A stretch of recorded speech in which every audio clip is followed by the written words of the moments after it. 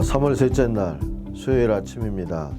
오늘도 우리 430장 주와 같이 길 가는 것 4절로 찬송하겠습니다. 옛 선지자의 녹같이 우리들도 천국에 들려 올라갈 때까지 주와 같이 걷겠네. 한 걸음 한 걸음 주 예수와 함께 날마다 날마다 우리 걸어가리. 오늘 아침엔 사도행전 28장 끝장입니다. 1절부터 끝절까지 봉독하겠습니다. 우리가 구조된 후에 안즉 그 섬은 멜리데라 하더라.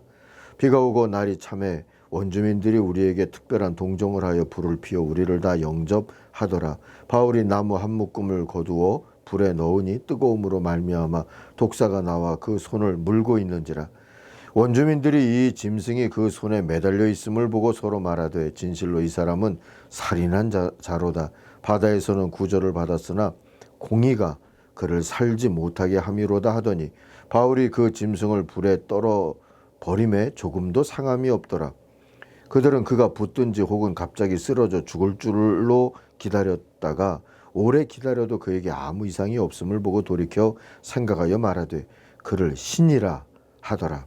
이 섬에서 가장 높은 사람 보블리오라 하는 이가 그 근처에 토지가 있는지라. 그가 우리를 영접하여 사흘이나 친절히 머물게 하더니 보블리오의 부친이 열병과 이질에 걸려 누워 있거늘 바울이 들어가서 기도하고 그에게 안수하여 낫게 하며 이러므로 섬 가운데 모든 병든 사람들이 와서 고침을 받고 후한 예로 우리를 대접하고 떠날 때에 우리 쓸 것을 배에 실었더라. 석 달 후에 우리가 그 섬에서 겨울을 난 알렉산드리아 배를 타고 떠나니 그 배의 머리 장식은 디오스구로라. 수라구사에 대고 사흘을 있다가 거기서 둘러가서 레기온에 이르러 하루를 지낸 후 남풍이 일어나므로 이튿날 보디올에 이르러 거기서 형제들을 만나 그들의 청함을 받아 2일을 함께 머무니라. 그래서 우리는 이와 같이 로마로 가니라. 그곳 형제들이 우리 소식을 듣고 아비오 광장과 트레이스 타베르네까지 맞으러 오니 바울이 그들을 보고 하나님께 감사하고 담대한 마음을 얻으니라. 우리가 로마로 들어가서 바울에게는 자기를 지키는 한 군인과 함께 따로 있게 허락하더라. 사흘 후에 바울이 유대인 중 높은 사람들을 청하여 그들이 모인 후에 이르되 여러분 형제들아, 내가 이스라엘 백성이나 우리 조상의 관습을 배척한 일이 없는데 예루살렘에서 로마인의 손에 죄수로 내준 바 되었으니 로마인은 나를 신문하여 죽일 죄목이 없으므로 석방하려 하였으나 유대인들이 반대하기로 내가 마지못하여 가이사에게 상소함이요 내 민족을 고발하려는 것이 아니니라. 이러므로 너희를 보고 함께 이야기하려고 청하였으니 이스라엘의 소망으로 말미암아 내가 이 쇠사슬에 매인 바 되었노라. 그들이 이르되 우리가 유대에서 네게 대한 편지도 받은 일이 없고 또 형제 중 누가 와서 네게 대하여 좋지 못한 것을 전하든지 이야기한 일도 없느니라. 이에 우리가 너의 사상이 어떠한가 듣고자 하니 이 파에 대하여는 어디서든지 반대를 받는 줄 알기 때문이라 하더라.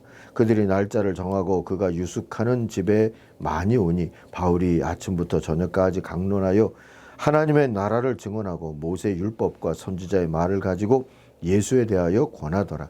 그 말을 믿는 사람도 있고 믿지 않는 사람도 있어 서로 맞지 아니하여 흩어질 때 바울이 한 말로 이르되 성령이 선지자 이사야를 통하여 너희 조상에게 말씀하신 것이 옳도다. 일러스되 이 백성에게 가서 말하기를 너희가 듣기는 들어도 도무지 깨닫지 못하며 보기는 보아도 도무지 알지 못하는도다. 이 백성들의 마음이 우둔하여져서 그 귀로는 둔하게 듣고 그 눈은 감았으니 이는 눈으로 보고 귀로 듣고 마음으로 깨달아 돌아오면 내가 고쳐줄까 함이라 하였으니 그런즉 하나님의 이 구원이 이방인에게로 보내어진 줄 알라. 그들은 그것을 들으리라 하더라. 바울이 이 온 이태를 자기 셋집에 머물면서 자기에게 오는 사람을 다 영접하고 하나님의 나라를 전파하며 주 예수 그리스도에 관한 모든 것을 담대하게 거침없이 가르치더라.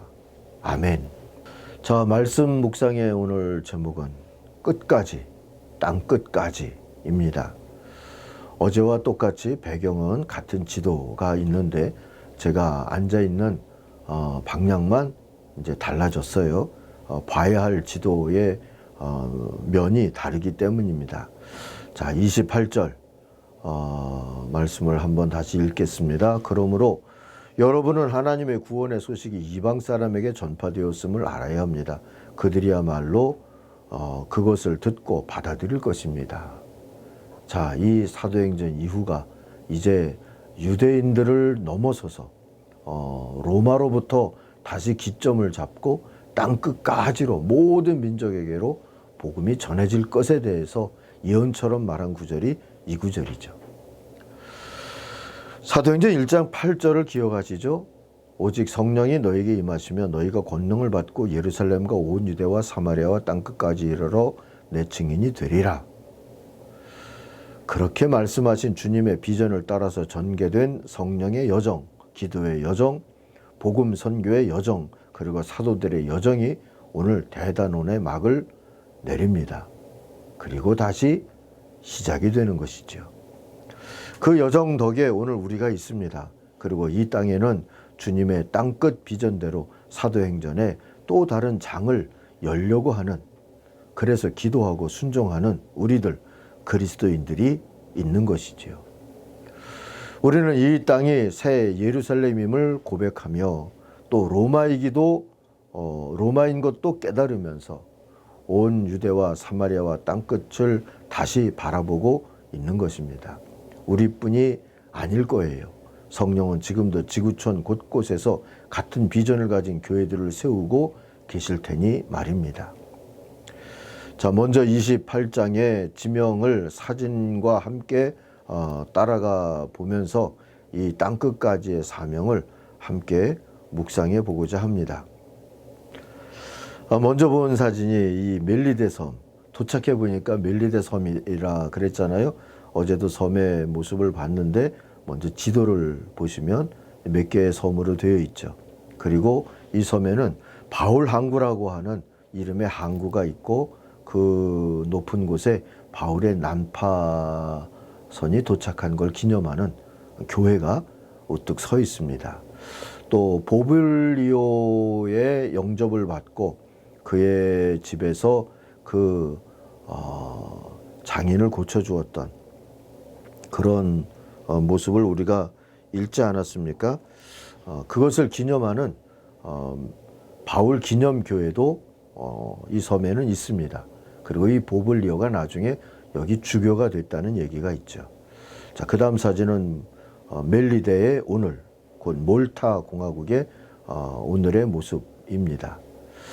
자, 여기서 떠나서 이제 시칠리아 섬으로 갔죠. 그 다음 사진은 시칠리아 섬의 전경인데 높은 곳에 하얀 산이 있잖아요. 유럽에서 화라산 중에서는 최고 높은 산이라는 에트나 산의 모습입니다. 3,350m라고 그래요. 그 섬에 수라구사 항에 도착했다 그랬는데 그 다음 사진이 시칠리아의 수라구사, 지금은 시라쿠사라고 발음하는 그런 항입니다. 여기에도 두오모, 그 다음 사진 성당의 모습이 있죠. 그 다음 사진은 이제 거기서 출발해서 레기온에 갔다 이렇게 나오잖아요. 그 레기온의 모습이고요. 그리고 그 레기온에도 두오모 성당이 있습니다. 그 다음 사진은 지명이 들어있는 지도를 여러분 한번 또 보시는 거고요. 또 그 다음 사진은 그 지도에서 확인하셨는지 모르겠는데 보디올에 도착했다. 그런데 보디올 항의 모습이고 그 가운데에 교회가 작게 보이는데 그 다음 사진을 보시면 이 보디올의 바울 도착 기념교회 모습입니다. 이 붉은 건물 옆에 노란 채색을 한 교회당이어서 예쁘게 보이죠. 자, 그 다음 사진을 보면 이 아피아가도라고 하는 이 아피아가도가 어디서부터 로마까지 되고 있는지 여러분이 지도를 보고요. 그 가도의 모습이 이렇게 돌이 깔려 있는 유럽의 길이잖아요. 그걸 보고 그 다음 사진은 이 아피오 길의 한 길의 모습인데 카타콤에 가면 성지순례를 가서 카타콤베에 이르면 그 주변에 이 길이 보입니다. 자, 그 다음 사진은 이 아피오 길을 따라서 트레이스 타베르네라고 하는 곳까지 로마의 형제들이 마중 나왔다고 그러잖아요.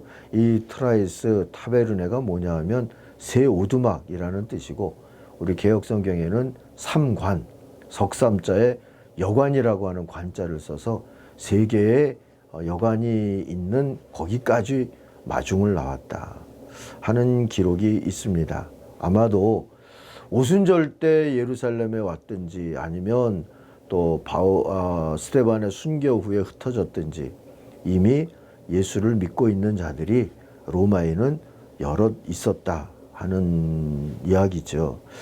그들과 함께 로마에 도착했어요. 그래서 그 다음 사진은 로마의 상징처럼 우리가 아는 콜로세움 사진이고요.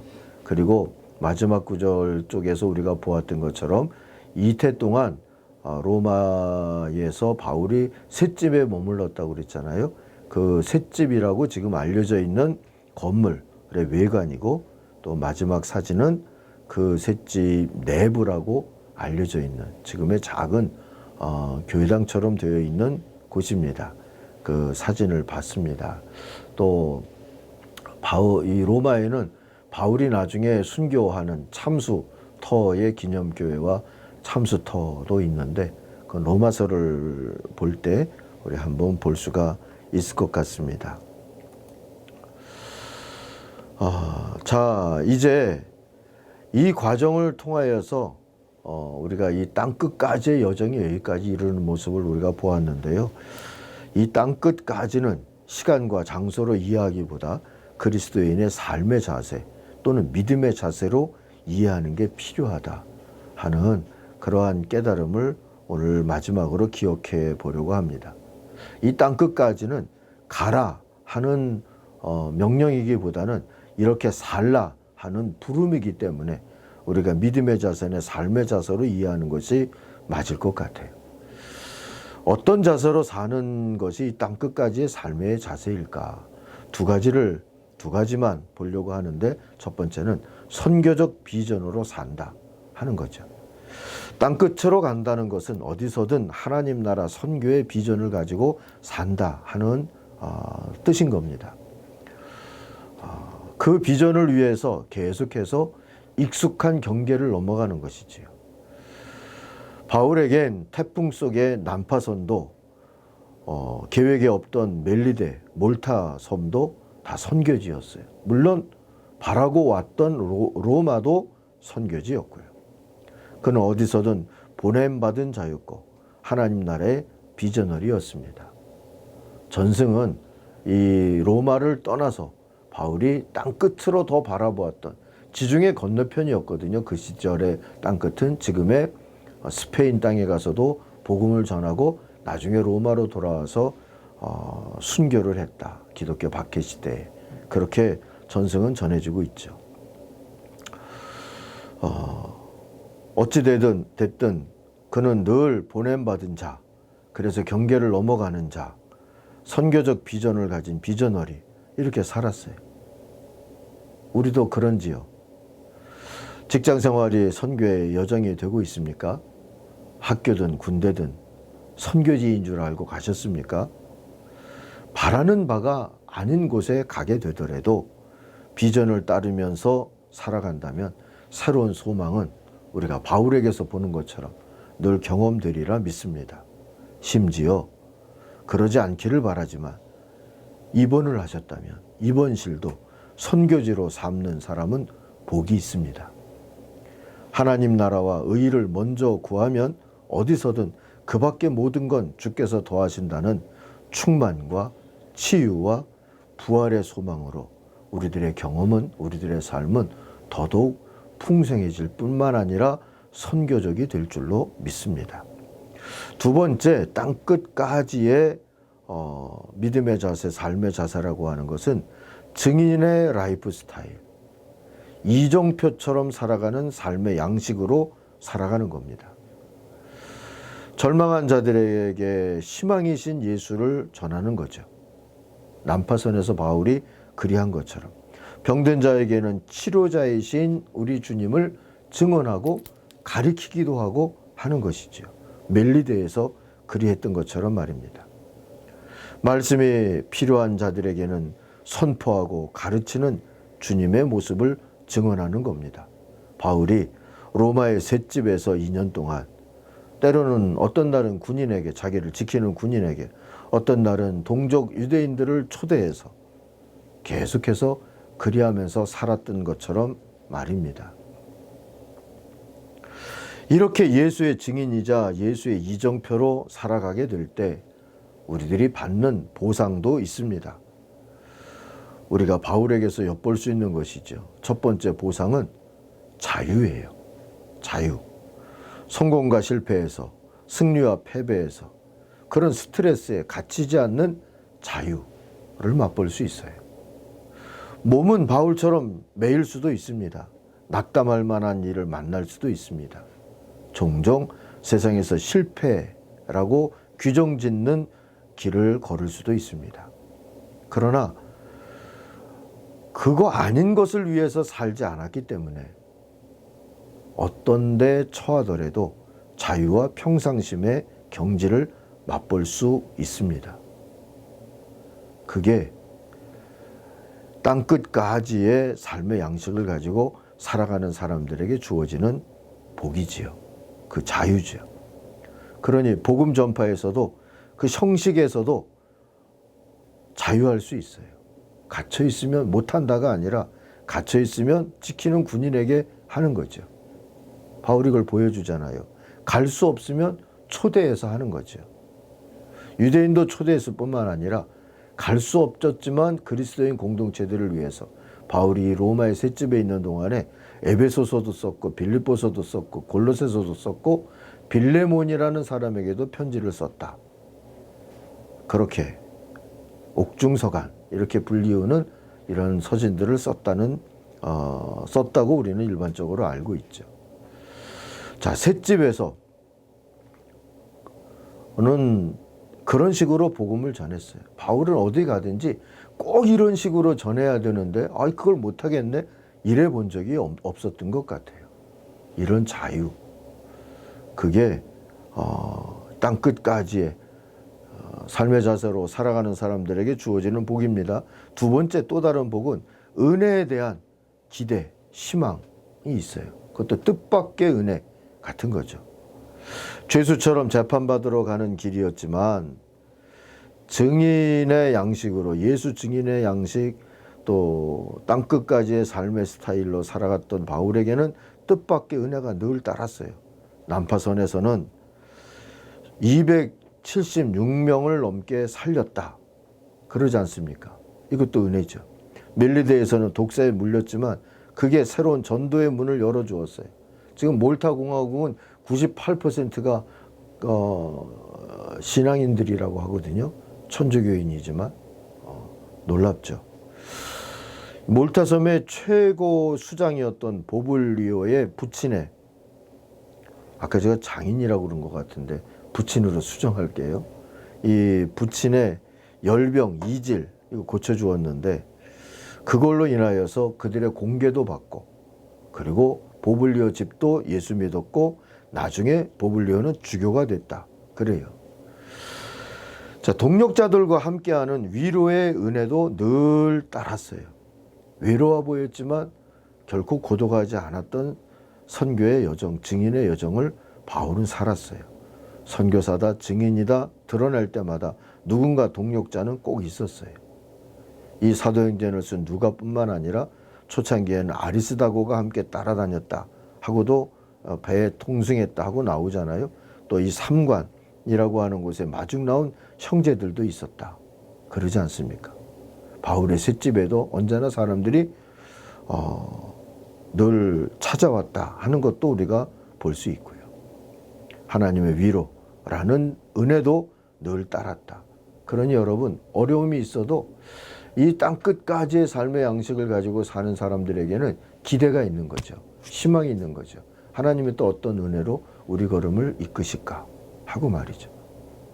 여러분도 이걸 누릴 수 있기를 바랍니다. 자, 오늘의 결론이고 사도행전의 결론입니다.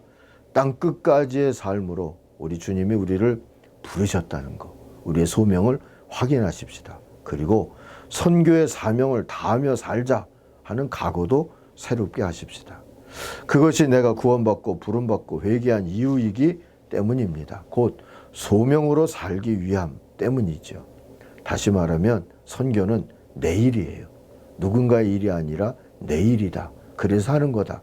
이러면서 우리가 살아가기를 바랍니다. 하이눈이라고 하는 오래전 것이지만 유명한 영화가 하나 있어요. 거기 주인공인 보안관이 마을의 법질서를 사수하려고 하죠. 악당들과의 대결을 앞두고 보안관은 마을 사람들의 도움을 간청하면서 이렇게 말합니다. 총 잘 쏘는 사람을 구하지 않습니다. 내가 필요한 사람은 이 일이 내 일이구나. 이렇게 생각하는 사람입니다. 바울은 이 일이 내 일이다. 이렇게 생각하면서 살았다는 것. 우리가 깨달을 수 있죠. 오늘 부르심을 따라 순종하는 증인, 선교적인 비전을 가진 우리도 이 일이 내 일이다 이러면서 살아가는 또 다른 사도행전 29장 30장 써가면서 살아가는 하나님의 사람들이 되기를 바랍니다. 어차피 지구는 둥글지 않습니까? 그러니 지금 우리가 서 있는 곳이 땅끝이에요. 땅끝으로 돌고 돌아도 결국 이 자리, 여기가 땅끝이에요. 지금 이 자리, 우리들의 땅끝에서 서 있는 자세로 우리들이 살아가면서 그런 선교적인 비전으로 살아가는 삶 속에 세상이 줄 수 없고 알 수 없는 평안과 위로와 기쁨, 생수의 강이 내 배에서부터 흘러나오는 그런 삶을 누리면서 찬송하면서 살아가는 하나님의 사람들, 사도행전의 또 다른 주인공들이 저와 여러분이 되기를 간절히 소망합니다. 기도하겠습니다. 하나님 아버지 감사합니다. 이 사도행전을 통하여서 오늘 우리가 또 한 번 부름받은 사람인 것을 알고 땅 끝까지 가는 삶의 스타일로 살아가야 할 그런 소명이 있다고 하는 사실도 또 한 번 깨닫습니다. 부름에 따라 순종하며 사는 하나님의 사람들 되고 그런 교회 되고 그럴 수 있게 하여 주옵소서. 예수님의 이름으로 기도하옵나이다. 아멘. 하늘에 계신 우리 아버지, 아버지의 이름을 거룩하게 하시며 아버지의 나라가 오게 하시며 아버지의 뜻이 하늘에서와 같이 땅에서도 이루어지게 하소서. 오늘 우리에게 일용할 양식을 주시고 우리가 우리에게 잘못한 사람을 용서하여 준 것 같이 우리 죄를 용서하여 주시고 우리를 시험에 빠지지 않게 하시고 악에서 구하소서. 나라와 권능과 영광이 영원히 아버지의 것입니다. 아멘. 같이 기도하겠습니다.